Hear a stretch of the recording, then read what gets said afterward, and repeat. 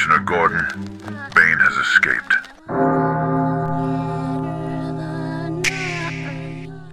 Confident people feel everything. They just don't build temples out of passing shadows. They don't pretend life is silent. They don't deny the existence of fear or doubt, but they let thoughts pass without appointing them as prophets. That's the difference. Most people hear a whisper of inadequacy and turn it into scripture. They let a fleeting emotion shape their entire narrative. One comment becomes a verdict, one failure becomes an identity. But the confident, they observe, they register the emotion, and they move story. No spiral, no broadcast. They don't amplify discomfort into a crisis. They let it pass like wind through an open window, because that's all most emotions ever are. Momentary weather. But the insecure man builds a house under every cloud. The real danger is not what you feel, it's what you echo. The second you amplify the thought, you give it roots. You water it with focus. You rehearse it until it becomes real. That's what spiral looks like: one thought, one doubt, one signal, repeated. Amplify until the echo becomes louder than reality. And in that noise you lose truth. But confident people stay near the signal. They don't touch the amplifier. They don't lean into drama when the mind says, "You're falling behind." They don't argue or agree. They return to the task. When the mind says, "They don't like you," they don't inflate it into a character arc.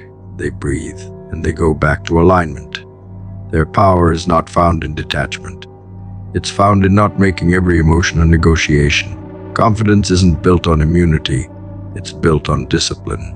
The discipline to feel and not feed, to hear the doubt and still speak, to feel the tremble and still move. It is not the absence of sensation. It is the refusal to assign every sensation meaning. That's what people misunderstand. They think the confident don't feel pain. But it's not that they're numb. It's that they're unwilling to amplify pain into prophecy. They don't need to extract moral lessons from every discomfort. They're not mining their wounds for identity. They're not making suffering sacred. They don't need every moment to matter. They need one forward. And forward does not wait for emotional permission. The insecure amplify everything. Every glance becomes a judgment. Every silence becomes rejection. They narrate everything like a courtroom. And in that narration, they lose their footing. They forget that most of what they're feeling is chemical, passing electrical storms with no narrative weight. But once they name the storm, once they label it truth, they become prisoners of it. The confident refuse that invitation. They don't decorate the feeling. They don't install mirrors in the dark. They shut the door. Not through repression, but through clarity. Through the knowing that most internal chaos is solved by movement, not meaning.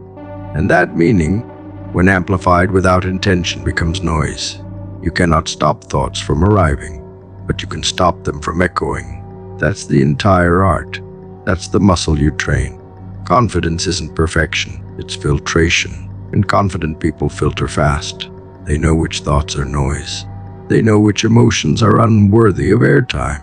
They know the cost of giving everything a microphone, because energy is finite. Focus is a resource. And the moment you start entertaining every impulse, every assumption, every hypothetical, you bankrupt your bandwidth. Confident people conserve. They don't carry every weight. They pick what matters and let the rest pass. Insecurity multiplies through repetition. You think the insecure are simply anxious. No, they are rehearsed. They've repeated the same internal monologue so often, their body treats them as truth. They've trained themselves to amplify. Every misstep becomes a symbol. Every delay becomes a conspiracy. They over-narrate, over-interpret, over-attach, and all of it, ironically, feels responsible. But it's self-destruction by reflection. Confidence is the opposite. It's under-attachment. It's moving through discomfort without needing to narrate it. It's making a mistake and not launching a memoir about it. It's being disliked and still doing your job. No story. No spiral, just signal, then action. When people say confidence is quiet, this is what they mean. It's not quiet because it's afraid. It's quiet because it doesn't need to speak. It's quiet because it knows volume doesn't equal value.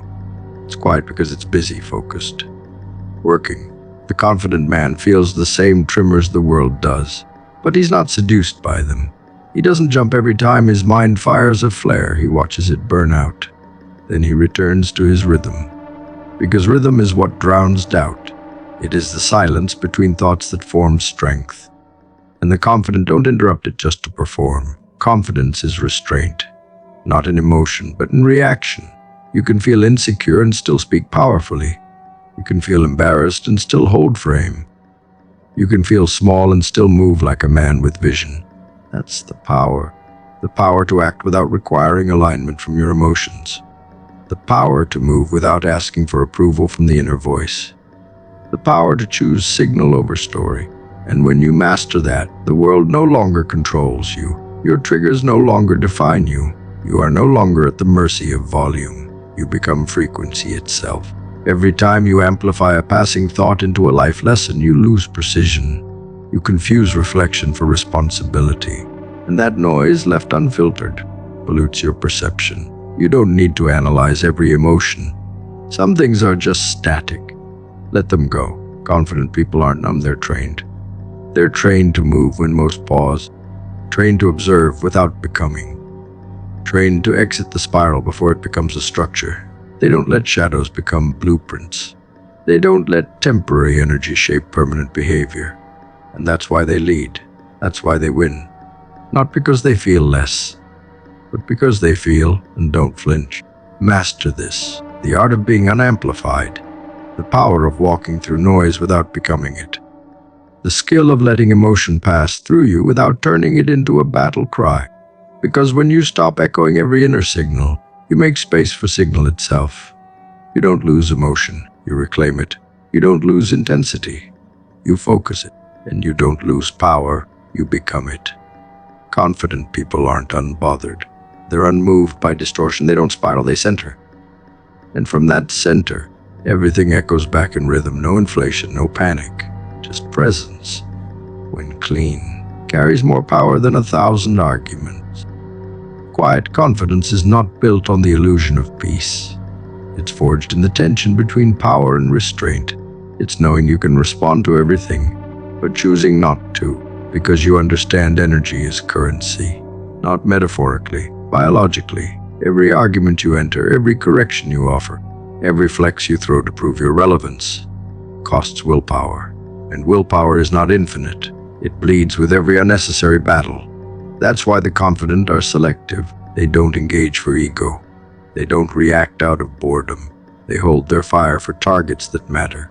They conserve decision energy like oxygen in a sealed room, because performance requires precision, and precision demands conservation.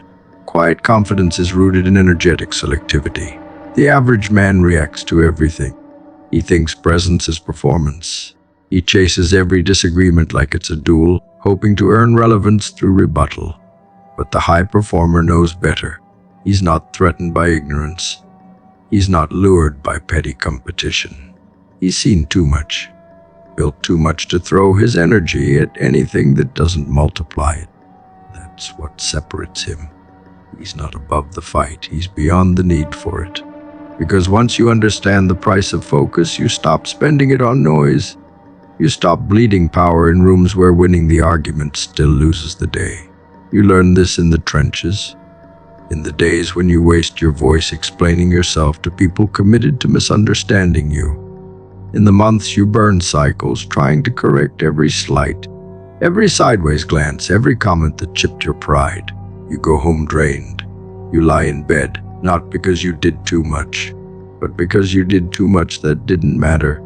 That's the fatigue no one speaks about, the exhaustion of constant defense, and eventually you reach a line. You get tired of proving, and that fatigue births evolution. The man who used to argue now executes. The man who needed to be right now just finishes. Quiet confidence operates on a different law. It's built on the understanding that restraint is a multiplier. Every unspent reaction becomes fuel. Every unengaged conflict becomes leverage. While others play checkers on a table of instant gratification, you move in silence toward a longer war. And in that silence, you build something louder than words. Momentum. You let your results announce you. You let your discipline defend you. And when people poke at you, bait you, try to draw you into a spiral, you let their chaos echo unanswered, because their noise has nothing to teach you, and your silence has more than rebuttal ever could. Energetic selectivity isn't apathy, it's strategy. It's choosing the battles that shape your legacy and ignoring the ones that only feed your lower self. It's knowing the difference between being underestimated and being distracted. Most men confuse offense with invitation. They think every challenge must be answered. Every misinterpretation must be corrected.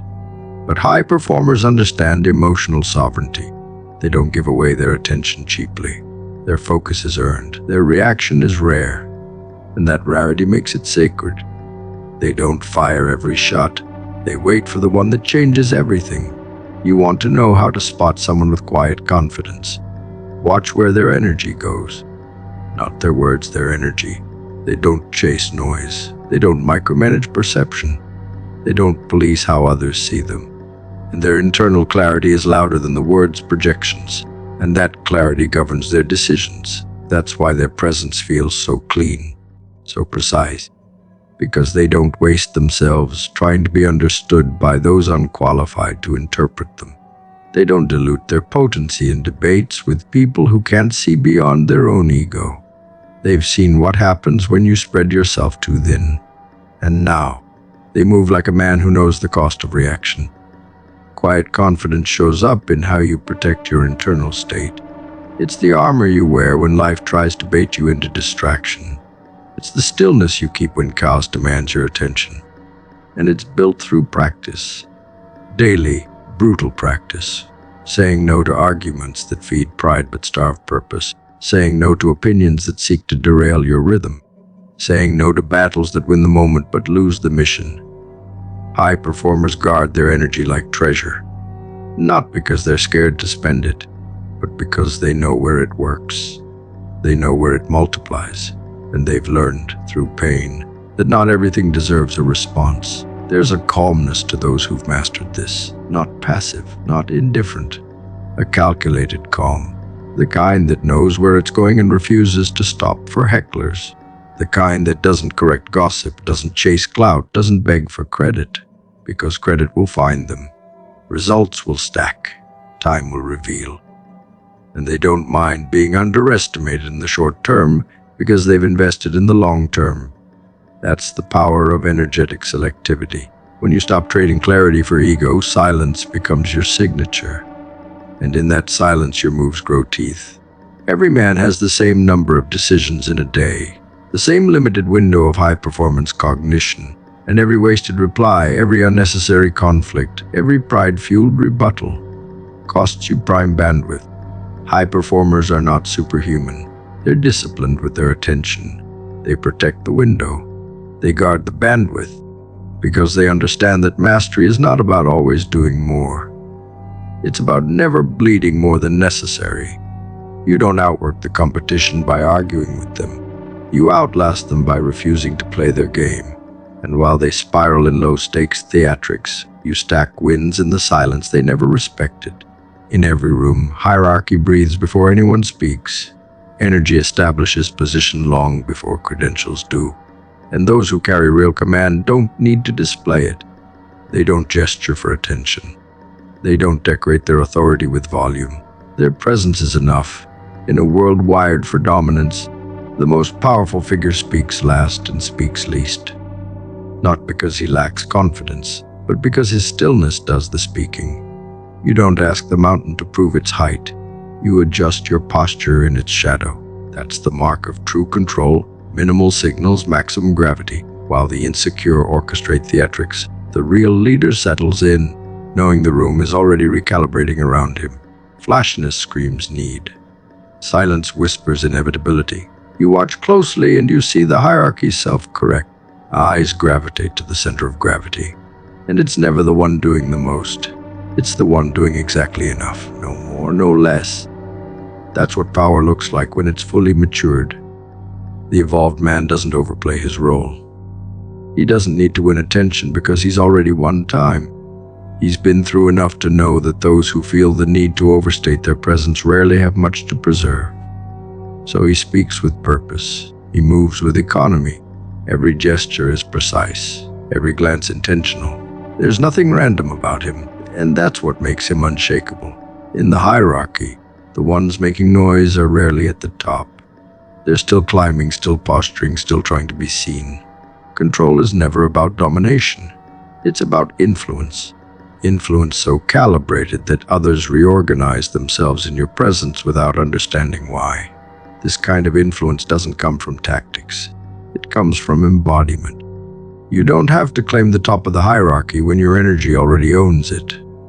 You don't ask for submission. People give it because your composure signals order. That's the invisible contract. You don't declare leadership. You become the one people instinctively follow. Because in a sea of performers, your silence feels like certainty. And certainty, real, steady, lived-in certainty, is the rarest frequency on the planet. True leaders reduce signal, not because they are hiding, but because they have nothing to prove. That reduction is a flex louder than any statement. It is a display of control over self, over emotion, over the need for applause. You don't see him correct people who underestimate him. You don't see him flinch when someone tries to bait his ego, because he's already calibrated for altitude. He has nothing to gain from explaining himself to people playing a lower game. You think he's passive, but watch the room. It bends. Conversations pivot. People second-guess themselves. That's what happens when someone fully aligned with his value walks in. He doesn't need to say he's rare. He behaves like he already knows. Minimal signaling is not absence of power. It is distilled power. It's power so dense it doesn't need expansion to be felt. When he speaks, the room listens. Not because he commands it, but because the silence he holds before and creates the contrast. He lets space do the lifting. He lets time validate him. He understands that what's scarce becomes sacred. And when you use less signal, every word becomes premium. That's the strategy. That's how real influence is built. Not by increasing the signal, but by increasing its density. Leaders who understand this don't shout their wins. They anchor them in posture. In dominant structures, flash is noise, and noise reveals fracture. The moment someone starts overperforming, they're exposing the gap between who they are and who they want you to think they are. Real leaders are allergic to that gap. They collapse it with consistency, with clarity, with quiet. That's what elevates them. Not charisma, but weight. A kind of weight that settles into the spine, makes others shift without being told. The hierarchy adjusts around them, not out of fear, but out of alignment. Because when a man operates from full embodiment, others sense there's no angle to manipulate, no crack to exploit. And so they concede without combat. He doesn't interrupt, he doesn't brag. He listens like someone who's already heard every version of that story. That's what intimidates the shallow. Not insults, not threats, but the quiet signal that says you're not new here. That's what breaks people who rely on recognition. They can't stand the presence of someone who doesn't react. And he doesn't.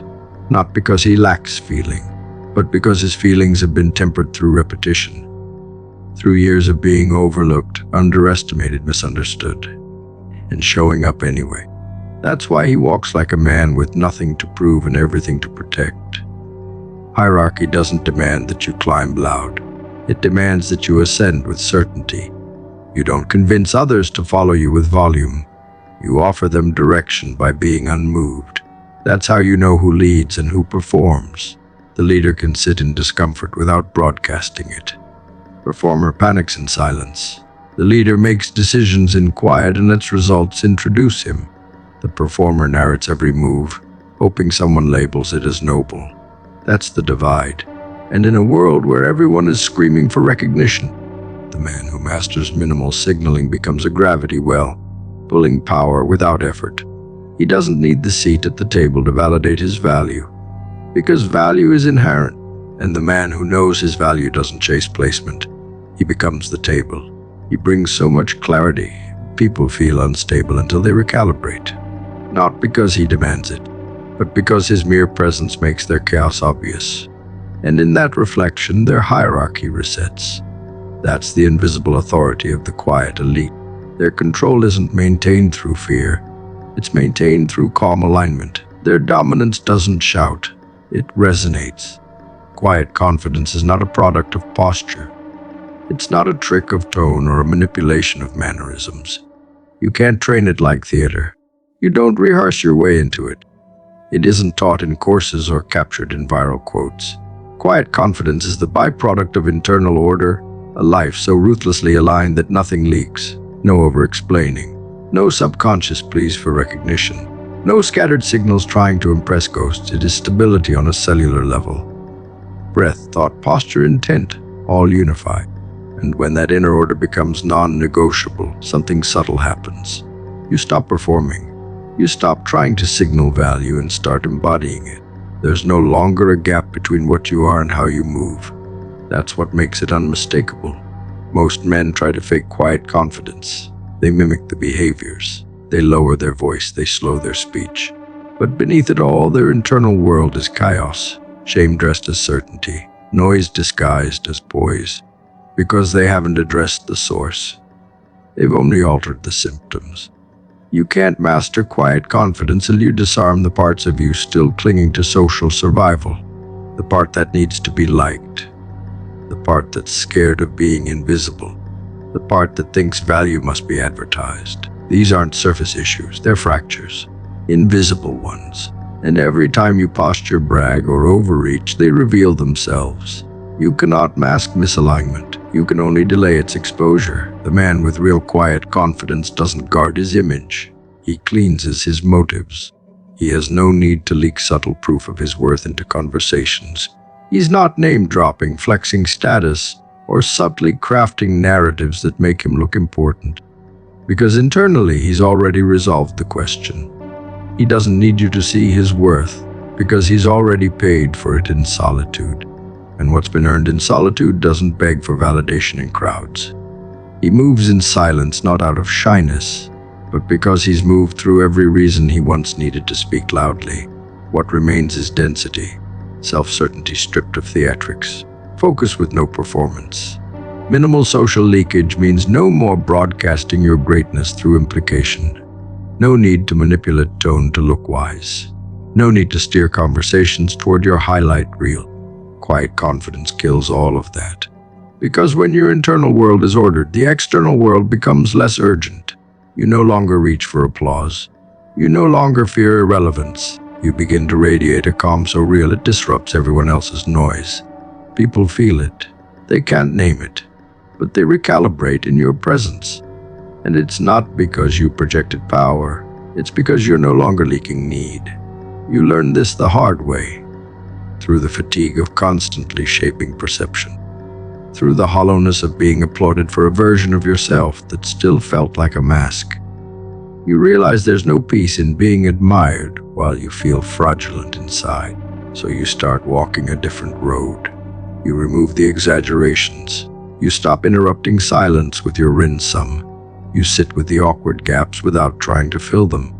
And over time, something happens. You stop fearing quiet, you become it. You stop fearing being overlooked.